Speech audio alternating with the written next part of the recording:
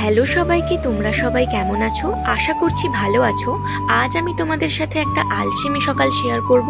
আলসেমি কেন বলছি, আসলে আজ আমি অনেক দেরি করে ঘুম থেকে উঠেছি। ঘুম থেকে উঠেই চটপট স্নান করে পুজো করতে গেছিলাম।